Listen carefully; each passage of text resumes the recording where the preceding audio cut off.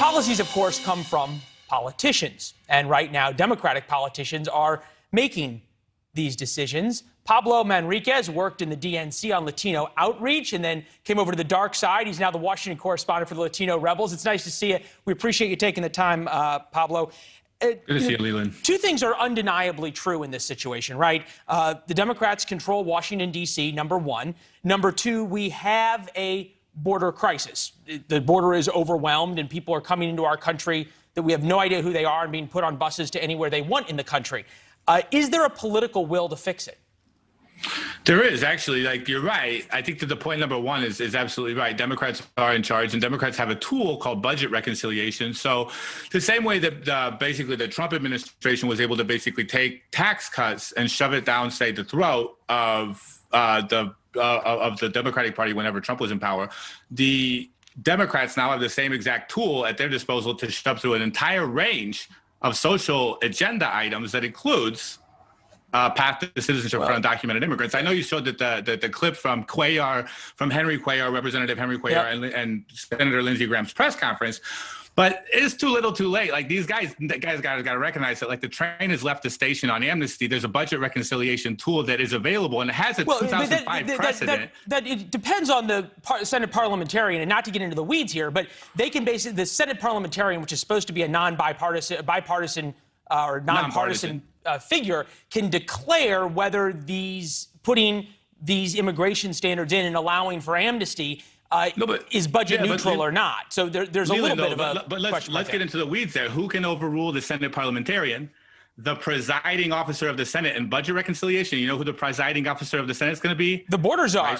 Vice President Kamala Harris. Yeah. To bring it full circle. She wrote, interestingly enough, as in a border czar, in Central America, the root causes of migration run deep, and migration from the region has direct impact on the United States. For that reason, she wrote, our nation must consistently engage with the region to address the hardships that cause people to leave Central America and come to our border. That doesn't really sound like a policy to me. Well, don't come here isn't really a policy either. I think that one of the biggest mistakes that she could possibly have made messaging-wise in terms of politics is to tell people don't come here. When she campaigns for president 4 years from now or 8 years from now, or however, like, sort of like the Obama-Biden machine intends for her. Or you might say if she campaigns for president tomorrow. If she campaigns for president tomorrow, she's going to go to a high school gym, and there are going to be dreamers in these rafters, and they're going to roll out a banner that says, don't come here. And they're everywhere she goes for the rest of her political career, there are going to be Latinos who show up to her stump speeches and roll out a banner that says, don't come here. She screwed up big in Guatemala, Leland. I think that we're totally in agreement to that. Wow. I hadn't thought about that, the turnaround on that, and it's why your perspective is so important for us. This is interesting in terms of how we look at the Biden administration vis-a-vis the border. Here are the approval polls right now. Biden has 46%, 44 approved, 10% unsure. Kamala Harris, 43% approved, 48% disapprove. She's underwater. Maybe that is the 5% that you're talking about. But this is the question. Biden's handling of immigration, 33% approve, 50% disapprove. And what you're saying is that in the end, that is what they're going to blame Kamala Harris for. Right. I mean, like, but at the same time, it's the first year of the first term. It's the first year of a new presidency. They can get away with murder. As you know, a new president can get away with murder for their first year. Right.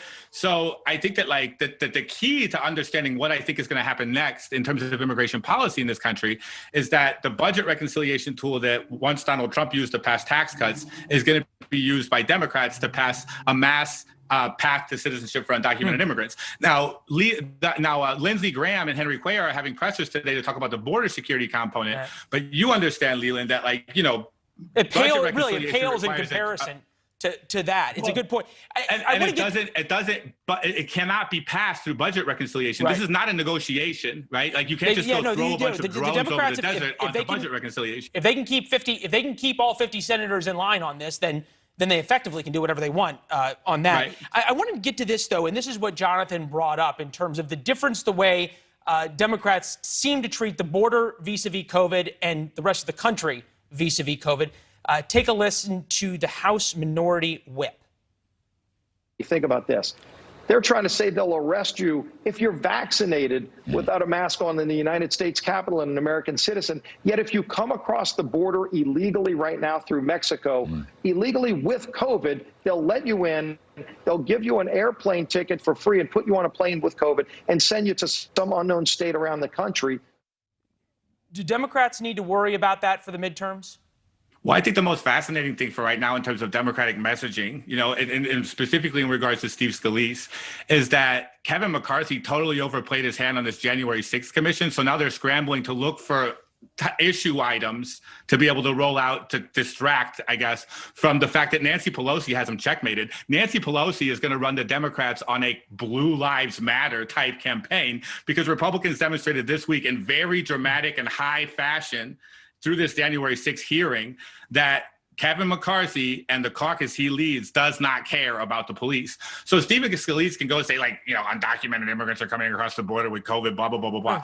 There's the reality is, I hear what you're saying. It's an interesting. You see what I'm saying? Yeah, no, it's an interesting political move. Pablo, but who honestly are the people? Yeah, we got to run. But I will just say, I'm smarter for our conversation. That means our viewers are as well. We appreciate it.